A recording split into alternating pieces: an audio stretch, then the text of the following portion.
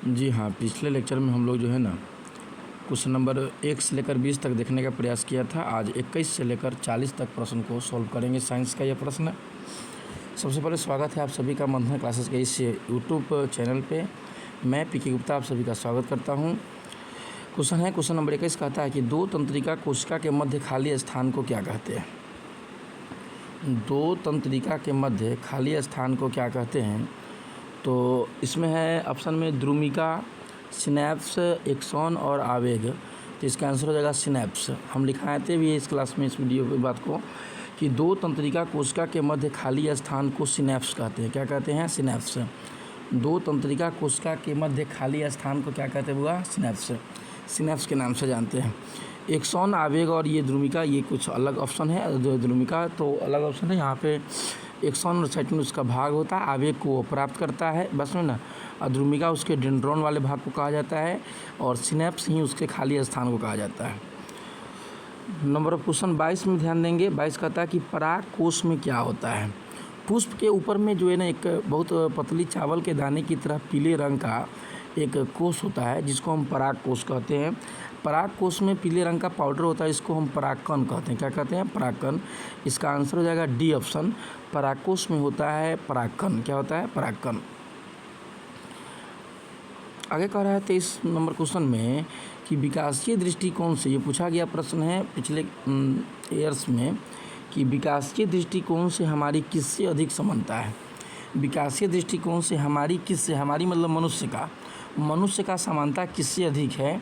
तो इसका आंसर जाएगा चीन के विद्यार्थी। किससे हो जाएगा? चीन के विद्यार्थी की समानता जो है ना हम लोगों से बहुत दिखता है, जबकि ईस्ट में, प्लाज्मोडियम में, लेशमानिया में ये सब जो है ना, लेशमानिया एक अलग चीज़ होता है, समझे ना। ये सब में जो है ना अलग बात होता है, ऐसा नहीं है, बस समझे ना। तो चीन के विद्यार्थी में क्या होता है कि हम लोग की समानता अधिक होता है। विकासीय दृष्टिकोण से हमारी किससे अधिक समानता है? तो चीन के विद्यार्थी से। ऑप्शन नंबर ये हो जाएगा 23 का ए, चीन के विद्यार्थी से।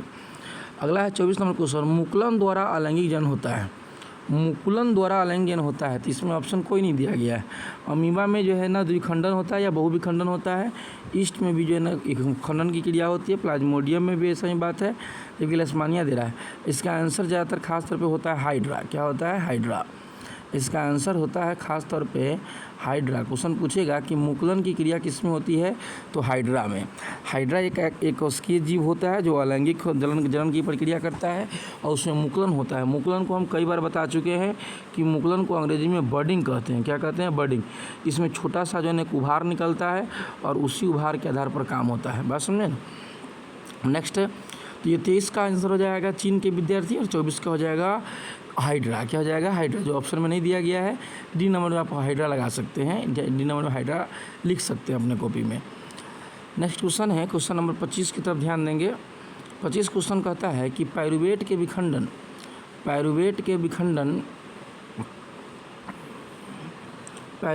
विखंडन में कार्बन डाइऑक्साइड, जल तथा ऊर्जा देता है। ये क्रिया किसमें होता है?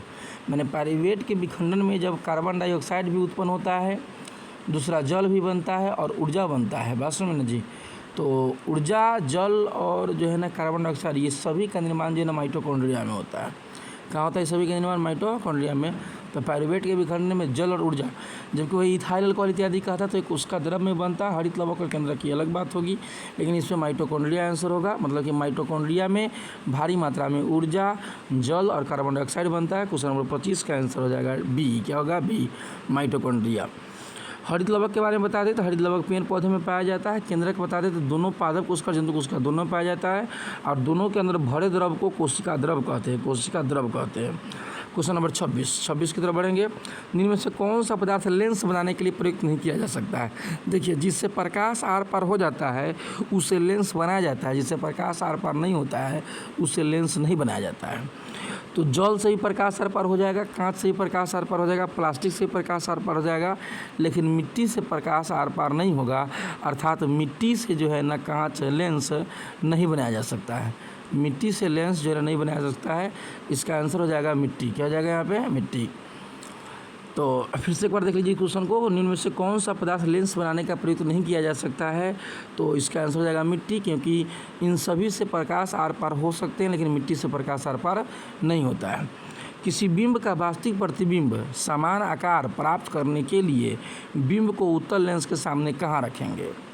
उत्तल लेंस के सामने कहाँ रखेंगे कि वस्तु का आकार बराबर प्राप्त हो, वास्तविक प्राप्त हो और सीधा उल्टा प्राप्त हो। बस सुनिए जी, इस तरह क्वेश्चन कह रहा है तो फोकस पर ऐसा नहीं होगा, वक्रता केंद्र पर होगा। हम एक बार बताए थे, वक्रता केंद्र पर वस्तु को रखा जाए तो प्रतिबिंब वही बनेगा, बराबर बनेगा। इसलिए इसका आंसर हो जाएगा बी नंबर, वक्रता केंद्र। वक्रता केंद्र को सी से सूचित करते हैं। किसे करते हैं? सी से। वक्रता केंद्र को सी से, फोकस को करते हैं एफ से। किसे करते हैं? एफ से। अनंत का साइन कुछ ऐसा होता है, बस में ना। और प्रकाशिकीय केंद्र को ओ से सूचित करते हैं। किसे करते हैं? ओ से। ओ बोले तो ऑप्टिकल सेंटर, और वक्रता केंद्र सी, और फोकस बोले तो एफ, और अनंत पर अनंत का साइन ऐसा होता है। तो 27 का आंसर हो जाएगा बी नंबर। आप लोग गौर से क्वेश्चन देखते रहेंगे। सामान्य दृष्टि के वयस्क के लिए सुस्पष्ट दर्शन की अल्पतम दूरी कितनी होती है? लगभग होती है। समान दृष्टि के व्यक्ति को देखने के लिए, समान दृष्टि के वयस्क के लिए सुस्पष्ट दर्शन की अल्पतम दूरी लगभग होता है। तो सुस्पष्ट देखने के लिए, एकदम साफ साफ देखने के लिए हमको अल्पतम दूरी कितनी होती है? लगभग कितनी होती है? अल्पतम दूरी कितनी होती है? बस समझे, सुस्पष्ट दर्शन के लिए अल्पतम दूरी लगभग कितनी होती है? तो अल्पतम दूरी की बात करते हैं, इसमें कुछ ऑप्शन दिया गया होगा। ऑप्शन दे रखा है 25 मीटर, 2.5 सेंटीमीटर, 25 सेंटीमीटर और 2.5 मीटर। तो इसका आंसर हो जाएगा 25 सेंटीमीटर। क्या हो जाएगा? 25 सेंटीमीटर। सी मैंने नज़दीक से स्पष्ट देखने की न्यूनतम दूरी कितनी होती है? 25 सेंटीमीटर। कितनी होती है? 25 सेंटीमीटर।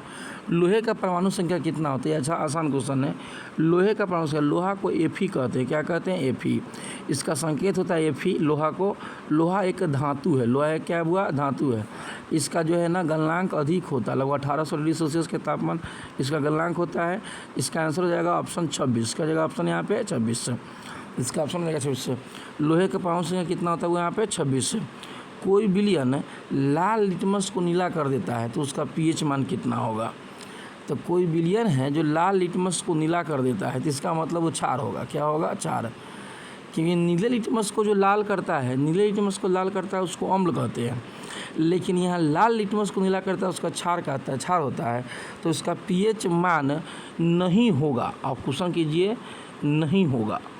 तो क्वेश्चन नहीं लगा रहेगा क्वेश्चन में। कोई विलयन लाल लिटमस को नीला कर देता है तो उसका पीएच मान निम्न में नहीं होगा। तो नहीं होगा तो 5 नहीं होगा। बस ना जी, बाकी ये सब जो है ना 11, 10, 8 हो सकता है। 11, 10, 8 हो सकता है, क्योंकि 7 से ऊपर वाला कहलाता है क्षार और 7 से नीचे वाला कहलाता है अम्ल। तो 7 से नीचे वाला ऑप्शन मात्र एक ही है जो 5 है, और 7 से ऊपर वाले 8, 10 और 11 ये सब क्षार के ऑप्शन है। किसके ऑप्शन है? क्षार के। तो 7 से अधिक किसा होता है? क्षार, और 7 से कम होता है अम्ल। तो इसका आंसर हो जाएगा 5। कोई विलयन लाल लिटमस को नीला कर देता है तो लाल लिटमस को नीला करता है तो वो क्षार कहलाता है। नीले लिटमस को लाल करता है तो अम्ल कहलाता है। क्या कहलाता है? अम्ल।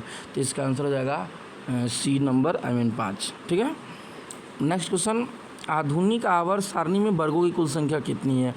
तो आधुनिक आवर्त सारणी में कुल वर्ग की संख्या जो है ना 18। कितना हुआ? 18। आधुनिक आवर्त सारणी में वर्गों की संख्या कितना है? 18। आधुनिक आवर्त सारणी में वर्गों की संख्या कितना है? तो 18। जबकि आवर्त पूछेगा तो आवर्त कितना हो जाएगा? 7। ब्लॉक पूछेगा तो ब्लॉक कितना हो जाएगा? 4। तो ब्लॉक कौन कौन थे? SPDF। कौन सी होगा? हुआ SPDF। 4 ब्लॉक होते हैं। बस समझे ना जी, ये चारों ब्लॉक में बटे होते हैं। नेक्स्ट क्वेश्चन कह रहा है कि CHO, 32 number question, 32 number question कह रहा है कि CHO ग्रुप अभिक्रिया रिएक्टेंट मूलक को क्या कहते हैं? तो अल्कोहल को हम बताए थे पिछले क्लास में कि OH कहते हैं। क्या कहते हैं? OH। कीटोन को कहते हैं C डबल बॉन्ड O। लेकिन यहाँ इसका CHO का हो जाएगा एल्डिहाइड। क्या हो जाएगा? एल्डिहाइड। तो आंसर नंबर 32 का हो जाएगा A और 31 का हो जाएगा B। बस समझे।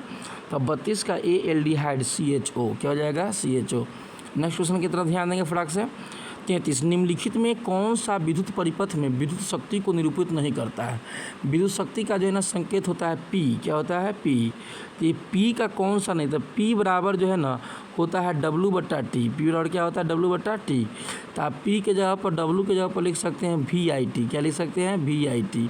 अब VIT/T, तो T से T कट गया तो एगो फॉर्मूला बन जाता है P बराबर VI। क्या बन जाता है? P बराबर VI।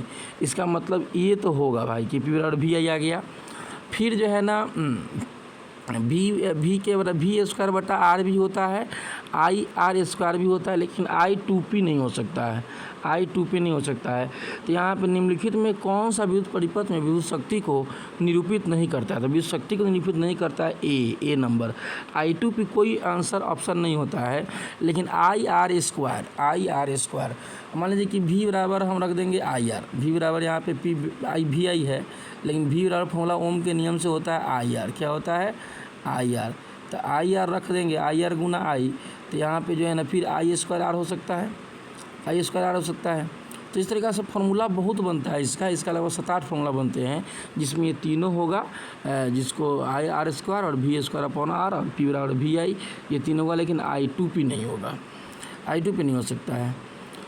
विद्युत धारा उत्पन्न करने की युक्ति को क्या कहते हैं? कौन ऐसा युक्ति है जिससे विद्युत धारा उत्पन्न होता है? तो विद्युत धारा उत्पन्न करने की युक्ति को जो है ना जनित्र कहते हैं।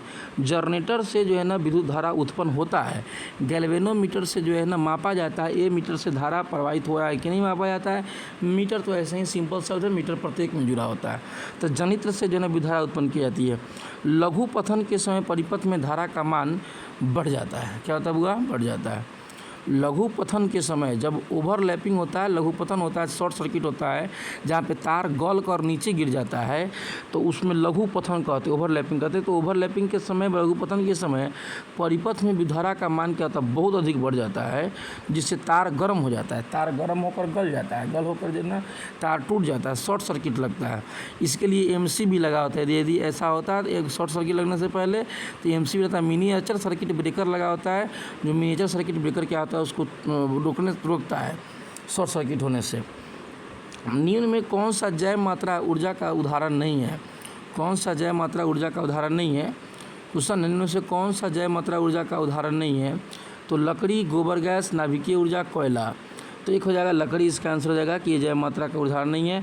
कोई तत्व ऑक्सीजन के साथ अभिक्रिया कर उच्च गलनांक वाला यौगिक निर्माण करती है, कोई, लेकिन यौगिक जल में विलय होता है, जल में घुल जाता है। यह तत्व क्या होता है? देखिए, कार्बन हो गया, लोहा हो गया, सिलिकॉन, ये सब जल में नहीं घुल सकता, लेकिन कार्बन कैल्शियम की अभिक्रिया जब ऑक्सीजन से कराई जाती है तो बनता है CaO। क्या बनता है? CaO।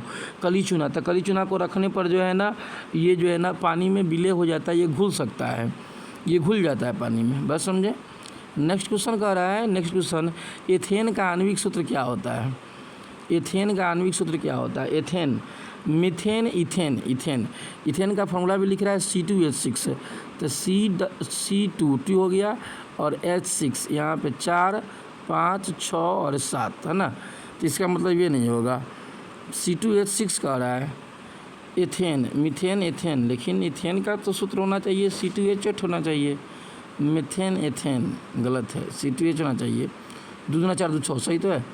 3 3 6 3 3 6 होना चाहिए यहाँ पे। C2H6 है तो C2H6, तो इस सब जगह हाइड्रोजन डाल देंगे तो हाइड्रोजन हो जाएगा 6 गो। हाइड्रोजन क्या हो जाएगा यहाँ पे? 6 गो।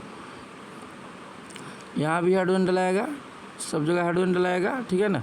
इसलिए इस सब तरह जो है ना यहाँ भी हाइड्रोजन डलाएगा, यहाँ भी हाइड्रोजन डलाएगा।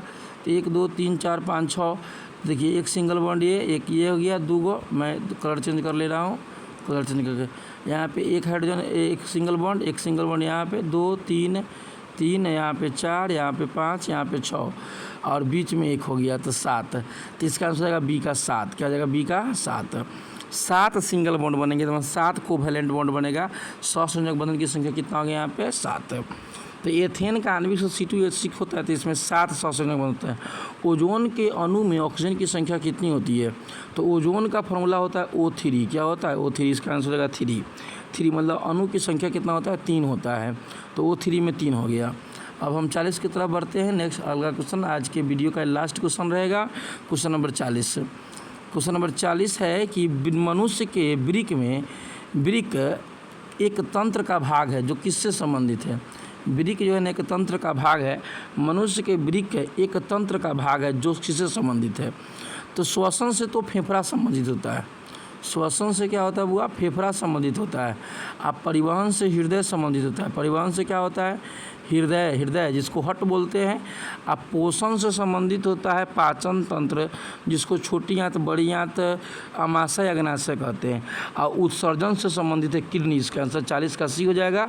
40 का सी। मनुष्य में वृक्क का एक तंत्र भाग होता है जो संबंधित किससे हुआ, तो उत्सर्जन से संबंधित है। मनुष्य में एक वृक्क का तंत्र भाग है जो किससे संबंधित है, उत्सर्जन से, एक्सक्रीशन से।